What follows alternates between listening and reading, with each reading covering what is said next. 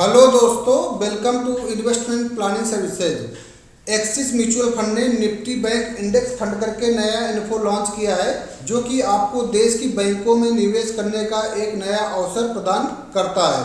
तो जो लोग भी देश के बैंकिंग सेक्टर में निवेश करना चाहते हैं, उनके लिए निफ्टी बैंक इंडेक्स फंड करके ये जो इन्फो है ये काफ़ी अच्छा हो सकता है। बात करते हैं axis Nifty bank index fund के इन्फो के। तो ये पर्टिकुलर जो निफ्टी बैंक करके जो इंडेक्स है, उसमें जितनी बैंक लिस्टेड है, उन सारी बैंकों में आपके पैसों को निवेश करेगा। ये एक पर्टिकुलर ओपन सेक्टर फंड है। ओपन सेक्टर फंड का मतलब रहता है कि सेक्टर तो ये पर्टिकुलर बैंकिंग हो गया, ओपन का मतलब हो गया आप इसमें कभी भी निवेश करना स्टार्ट कर सकते हैं। जरूरी नहीं कि आप इन्फो पीरियड से ही निवेश करें। यहाँ पे तीनों ऑप्शन अवेलेबल होते हैं: ग्रोथ, आईडीसीडब्ल्यू, री इन्वेस्टमेंट। ग्रोथ ऑप्शन ही हमको चूज करना होता है, क्योंकि पैसा उसी में मल्टीप्लाई होता है आपका, और पैसा जो बढ़ता है वो ग्रोथ ऑप्शन में ही बढ़ता है। आईडीसीडब्ल्यू में क्या होता है कि आपको पैसा, आपका ही इन्वेस्टमेंट एक डिविडेंड के फॉर्म में कंपनी कभी न कभी आपको देती रहती है, जिसकी वजह से एनएवी का प्राइस कम हो जाता है, आपका इन्वेस्टमेंट ही आपको वापस लगभग मिल जाता है। बेंचमार्क रहेगा Nifty bank total return index. ये इन्फो 3 मई को ओपन हो गया था और 17 मई 2024 को क्लोज होगा। अगेन उसके बाद 5 वर्किंग डेज में ये इन्फो री इन्वेस्टमेंट के लिए ओपन हो जाएगा। तो ये 22-23 मई को उम्मीद करते हैं कि अगेन री इन्वेस्टमेंट के लिए ओपन हो जाएगा। तो जो लोग इन्फो पीरियड में इन्वेस्टमेंट करना चाहते हैं वो 17 मई तक इन्वेस्टमेंट कर दें, और बाकी आप 22-23 मई के बाद भी इसमें निवेश कर सकते हैं। मिनिमम निवेश करने के लिए आपको 100 रुपये मंथली निवेश करना पड़ेगा, और लमसम करना, एक बार में निवेश करके भूल जाना है, उनके लिए 500 रुपये मिनिमम करना पड़ेगा। एग्जिट लोड नहीं रहेगा, कोई भी चार्जेस अप्लीकेबल नहीं होता, क्योंकि इंडेक्स फंड है। इंडेक्स फंड में जनरली चार्जेस नहीं लगते।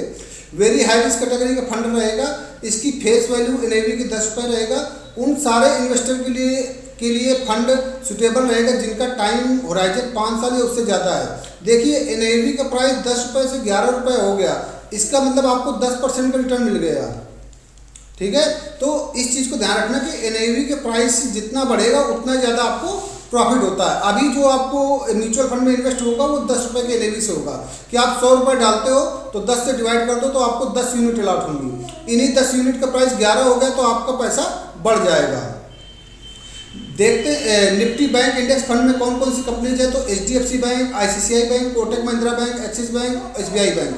तो एचडीएफसी बैंक अगर आप 100 रुपये निवेश करते हैं तो 100 रुपये में 29 रुपये 36 पैसा आपका एचडीएफसी बैंक में जाएगा। आईसीआईसीआई बैंक में 22.5% जाएगा। कोटक महिंद्रा बैंक में 9.91 रुपीज़ जाएगा। इस टाइप से आपके पैसा यहाँ पे डिवाइड होता रहता है। Similar Nifty IT index fund के रिटर्न की बात करते हैं तो ICICI potential Nifty bank index fund एक साल में 10.3% रिटर्न दिया है। Motilal Oswal Nifty index fund ने 10.6% रिटर्न दिया है।